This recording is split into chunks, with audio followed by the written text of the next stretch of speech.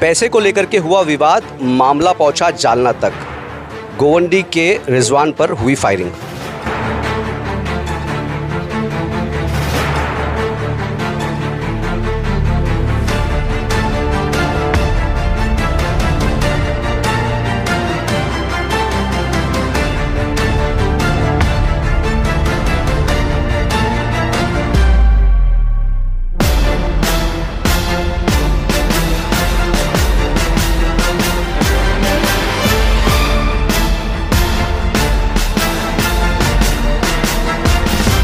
मैं हूं आमिर और आप देख रहे हैं नुक्कड़ न्यूज़। फिलहाल मैं खड़ा हूं गोवंडी के जाकिर हुसैन नगर में, जहां पर रिजवान सावंत के ऊपर करीब 2 दिन पहले जो है फायरिंग होती है। मामला कुछ इस तरीके से है कि कुछ पैसे को लेकर के विवाद था, जिसको देखते हुए जिसका जो मामला इतना बढ़ गया कि ये विवाद औरंगाबाद के जालना तक पहुँच गया और वहाँ पर रिजवान सावंत के ऊपर फायरिंग हुई।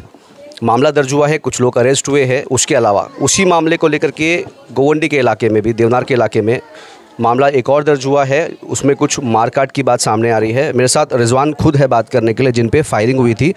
क्या मामला है, क्यों फायरिंग हुई और वो उस विवाद से इस गोवंडी का विवाद कैसे मेल खाता है, उससे समझने की कोशिश करूंगा मैं। रिजवान सावंत, मुझे बताइए कि क्या कुछ मतलब हुआ था, कैसे ये सारी चीज़ें हुई, आप जालना कैसे पहुँचे, वहाँ लोग कैसे आए, कैसे आप पे फायरिंग हुई? मैं जालना में गाड़ी खड़े हो सकते? नहीं, खड़े नहीं हो सकता। मेरे पैर में जो ब्लड लगी है वो मेरे को तकलीफ देता है। कहाँ मार लगी, कहाँ पे बुलेट फायर हुआ था? इधर लगा है, इधर लगी है, ये उंगली को टच होके गई और इधर कमर पे लगी है मेरे ब्लड्स। मामला ये है कि वो मेरे एक दूर का कज़न है, हाँ रिश्तेदार है, दूर का मेरे रिश्तेदार है। उसने मेरे से 80,000 रुपये पैसे लिया था। उसकी कंडीशन सही नहीं थी, बोल के भाई मेरे को धंधा चालू करने का, काम धंधा अपना। तो कौन सा धंधा कर रहा था मेरे को ये नहीं मालूम, बस उसने मेरे से लिया था। बोले 1 महीने के बाद मैं रिटर्न कर दूँगा। तो 1 महीने के बाद मैंने जब उसको बोला कि भाई मेरा पैसा तो दे दो तुम, तो उसने डायरेक्ट अपने बॉस के पास से मेरा कांटेक्ट कराया। उसका बॉस है कुट्टी दादा करके, उसने मेरे को लाइफ में भी गाली दिया, धमकी भी दिया मेरे को कि पूरी सेक्शन। जब वो बात कुट्टी दादा के पास गई तो कुट्टी दादा ने क्यों धमकी दिया? उनका बॉस है ना वो, उनका बॉस है कि तू उससे पैसा। कुट्टी को बताया कि मेरे से पैसा लिया था, ये विवाद पैसे का है, मैंने अपने पैसे दिए। मैंने उसको बोला भाई ये मेरा मेहनत का पैसा है। तो ये उसने क्या मेरे को बोला, बोले ऐसे पैसे हम बहुत बांटते हैं और पूरा फेवर, पूरा सेक्शन हमारा है। ये सब मेरे को लाइफ में भी गाली दिया। मेरे पास एविडेंस है, उसके पास की सब विटनेस प्रूफ भी है मेरे पास। फिर बाद में जब उसने गाली दिया तो कोई भी अपनी माँ बहन की गाली बर्दाश्त नहीं करेगा। उसने मेरे को लाइफ में भी गाली दिया है, चैटिंग पे भी गाली दिया है, तो मेरे को बर्दाश्त नहीं हुआ। मैंने भी उनको दिया, ऐसा कुछ नहीं है कि मैंने भी दिया उनको गाली, मैंने भी दिया उनको। फिर उन लोग के बाद में मेरे को एक डैनी करके उनके साथ वाला है, मेरे साथ में भी रहता था कभी, वो मेरे साथ का ही था वो भी। ये देखो, ये लाइफ में मेरे को उसने गाली दिया। उसके बाद में ये देखो, ये मेरे को धमकी दिया था चैटिंग में। चैटिंग में धमकी दिया। ये कब धमकी दिया था? ये मेरे को धमकी दिया है 6 तारीख को। ये तारीख पे थे, चैटिंग में मेरे को धमकी भी दिया उसने। और फिर इसकी ये मेरे को देखो, ये यहाँ के सेक्शन की भी धमकी दिया था, पूरी चौकी। ये जो विवाद था, ये कितनी तारीख का था? कब आप जालना गए, कैसे वहाँ लोग पहुँचे? बहुत पहले का था, ये 2-3 महीने के पहले का था। तो ये सब मामला सारा तो हो गया था। तो ये बाद में मेरे को दूसरे के झगड़े के चक्कर में ये मेरे घर पे ने चौकी को पुलिस वाले लोग को भेजे। तो मैंने उसको कॉल लगा के बोला भाई मेरे घर पे पुलिस क्यों गई? तो उसने बोला तेरा कुछ नहीं है इसमें, दूसरे का झगड़ा है। तो वो सब झगड़े मेरे दोस्त लोग के थे, इसमें वो दोस्त लोग के झगड़े के चक्कर में उसने मेरे को खींचा। उसने मेरे को क्या कॉल लगा के बोला किधर है भाई, तेरे को मैं तेरा पैसा देता हूँ। तो मैं बोला मैं जानने में हूँ, तो आके देख ले। तो वो जानने में आया मेरे पास, जानने में पैसे देने के बहाने आके मेरे ऊपर फायरिंग किया उसने। कौन लोग थे, कितने लोग आए थे, कैसे आए थे? एक जो है मेरा कज़न दूर का रिश्तेदार है, वो फ़तेह नाम है जिसका, वो है। और उसके साथ में 5 जने, नवाब करके एक का है, और बाकी 3 का नाम तो मेरे को नहीं मालूम। मेन जो इनका मास्टरमाइंड है वो कुटी है, जिसको इन लोग दादा बोलते। तो अभी आप औरंगाबाद के जालना से मुंबई आ गए, जब लोग वहाँ पर आकर के फायरिंग कर रहे हैं, अभी आप गोवंडी में हैं, कितना डर लग रहा है आपको? मेरे को तो डर बहुत लग रहा है। मैं मुंबई कमिश्नर से यही अपील है कि जब वो 400 किलोमीटर दूर आके मेरे ऊपर फायरिंग कर सकते, तो ये तो गोवंडी में ही हूँ मैं तो गोवंडी में ही हूँ। वो मेरे ऊपर भी कभी भी अटैक कर सकते हैं। तो मुंबई कमिश्नर से मेरी अपील है, मेरे को प्रोटेक्शन दिलाया जाए देवनार चौकी से। देवनार सेक्शन को भी अपील है। और लोग ने मेरे ऊपर ब्लॉग लगाए, मेरा 2 नंबर का धंधा है, कारोबार है। तो अगर एक भी देवनार चौकी में मेरे ऊपर MDPS या कोई सा भी केस रहेगा तो इसका मैं गुनहगार रहूँगा। तो क्या कारोबार है आपका? आप कारोबार क्या? कारोबार ये है, मैं ट्रक लाइन का ड्राइवर हूँ, मैं अपना ड्राइविंग करता हूँ मैं सेठ की गाड़ी है, कंपनी की गाड़ी है, मैं उस पर चलता हूँ। यहाँ से परचूटन आता है डाक पार्सल, वो लेके जाते हैं, वहाँ से भी जो माल निकलता है वो यहाँ पे लेके आते हैं। हमारा जो भी धंधा है लीगल प्रोसीजर पे और सब पक्के बिल पे गाड़ी आती है, ये सब का धंधा है हमारा। और उन लोग ने हमारे ऊपर ब्लॉन्ग लगाए 2 नंबर का धंधा ये है। ये पूरे मेरे मोहल्ले वाले हैं, इनसे पूछ लो, अगर एक भी कोई बोल दे कि हम 2 नंबर का धंधा करते हैं तो उसका उनका गुनहगार मैं हूँ। और ये जो प्रेशर हुआ है मेरे ऊपर, ये मेरे दोस्त लोग को दबाया जा रहा है, उसको मेरे दबाने के चक्कर में मेरे दोस्त लोग के ऊपर केस बनाया जा रहा है। मेरे को फ़ोन लगा के बोला जा रहा है कि तू केस रिटर्न ले। मेरे बचपने का दोस्त है मोहम्मद रुआब सैयद, जिसका कौन लोग फ़ोन करके बता रहे हैं आपको कि केस वापस ले, और कौन सा केस? ये जो एक 307 बना है, एक मेरा बचपने का दोस्त है मोहम्मद रुआब सैयद, मेरे बचपने का दोस्त है, उसके ऊपर दबाव डाल रहे, उनके ऊपर केस बना रहे, 307 बना रहे। तो उनका भाव से तू धंधा करता है, तो आप देख लो, एक भी अगर MDPS हम दोनों दोस्त लोग के ऊपर रहेगा तो हम गुनहगार है उसके। ये नहीं चाहते हम तो अगर हम अपना गुनाह एक्सेप्ट कर लेंगे, अगर एक भी MDPS हमारे ऊपर रहेगा और वो। अच्छा, जो मामला वहाँ पर हुआ, आपके ऊपर फायरिंग हुई, तो जितने लोग आए थे सारे लोग अरेस्ट हो गए? नहीं, एक ही जन अरेस्ट हुआ, वो भी यहाँ पे ये चौकी में आके खुद से अरेस्ट हुआ वो। तो ये चौकी वहाँ पे इन्फॉर्म करी, तो वहाँ से आके लेके गए।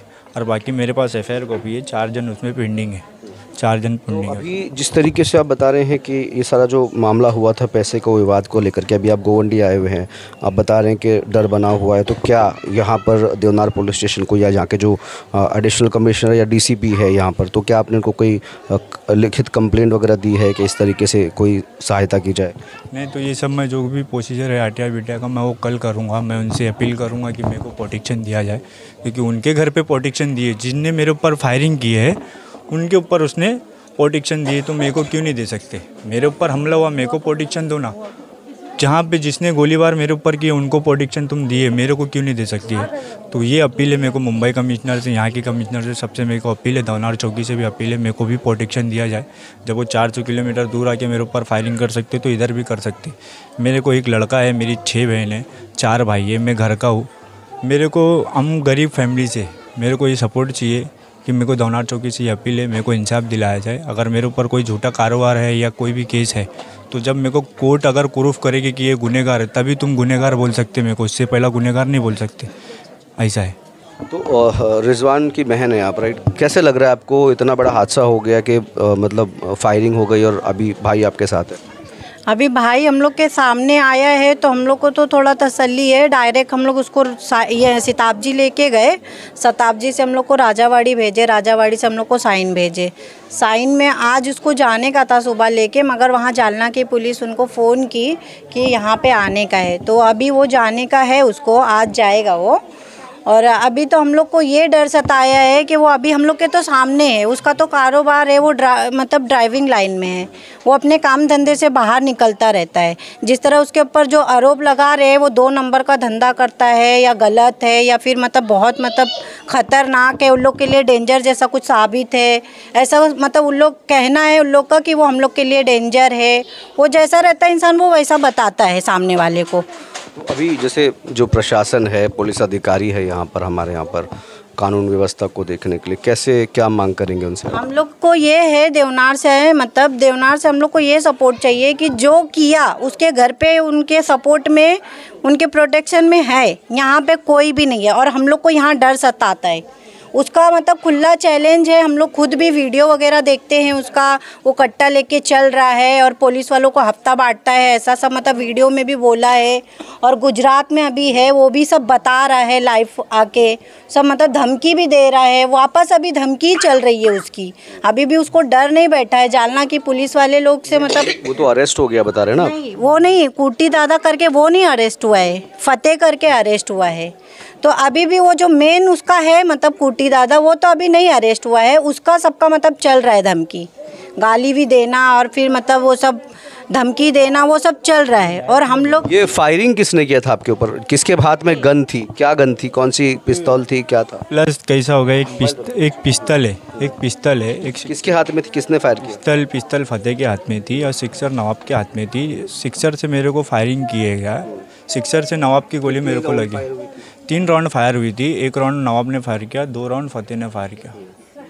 और जो कुट्टी था वो कहाँ था उस टाइम पे? वो था वहाँ पर? कुट्टी को मैंने उतना ध्यान नहीं दिया क्योंकि कार में ऑलरेडी एक जन था, अचानक अटैक हुआ, मेरे को कुछ सूझा नहीं, मैंने किसके ऊपर नज़र नहीं डाला। और अभी भी तुम ये वीडियो देख सकते हैं, वो जालना खुद के से टोल नाके का है। वो खुद से लाइव आकर चैलेंज कर रहा है। मतलब ये तो प्रशासन को ही चैलेंज कर रहा है। वो तो प्रशासन देखेगी, चैलेंज करने से नहीं कुछ होता, वो प्रशासन चीज़ें समझेगी। उसको लाइफ में आके भी बोल रहा है कि हम इधर पे है। वो हम लोग तो फुल गुजरात में। हाँ वहाँ किधर है फुल? गुजरात में फुल तो हम लोग आप लेके आइए, कान की टोपी लेके आइए। बहुत ठंडी है, हिसाब और किताब में आओ ऐसी धुएं निकल रहे। वालेकुम अस्सलाम, मैं लाइव में देख रहा हूँ। अरे क्या बोले कासिम भाई, क्या हो रहे मेरी जान कासिम भाई? वालेकुम सलाम, वालेकुम सलाम। किंग ऑफ 003 बॉस, अरे मेरी जान क्या बोलता है? फोन आ रहा है उसको। प्रशासन को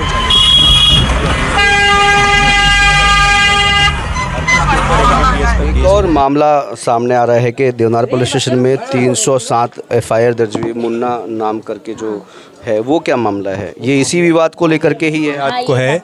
मामला ये है कि वो जो 307 जो हुआ है, ये मेरे फायरिंग के बाद में एक्शन लिया गया है। जब उधर फायरिंग हो चुकी है तो वो एक्शन इधर लिया गया है।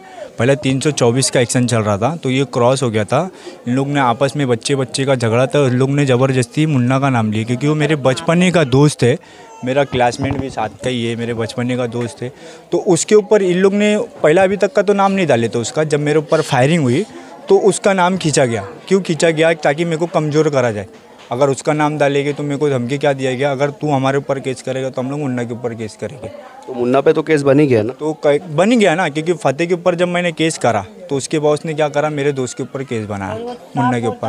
तो ये मेरे को प्रशासन से है, जो क्लियर है वो आप सच के साथ रहो, झूठ के साथ मत रहो। अभी तक का जो 324 का मीटर चालू था चौकी में, जो 324 का मीटर चालू था, इसमें सिर्फ 3 जन का नाम था, मुन्ना का नाम था नहीं। जब मेरे ऊपर फायरिंग होने के बाद में मुन्ना का नाम क्यों खींचा गया?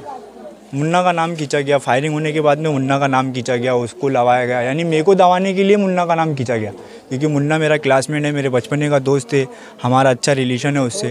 तो वो इधर रहता भी नहीं है, और इसलिए वो इधर रहता भी नहीं है, वो गाँव में रहता ज़्यादा टाइम। तो साफ तरीके से रिजवान सावंत ने पूरी स्टोरी बताई कि क्या कुछ पूरा मामला था। मैंने भी कोशिश किया समझने की। जिस तरीके से क्राइम जो है महाराष्ट्र में दिन ब दिन बढ़ता जा रहा है, इसी को लेकर के मुंबई पुलिस कमिश्नर विवेक फंसलकर और औरंगाबाद SP विनय कुमार राठौड़ सर से रिक्वेस्ट है कि वो इस पूरे मामले की जांच करें और स्पष्ट जांच करके जो है जो लोग गुनहगार हैं उन्हें सलाखों के पीछे पहुंचाएं।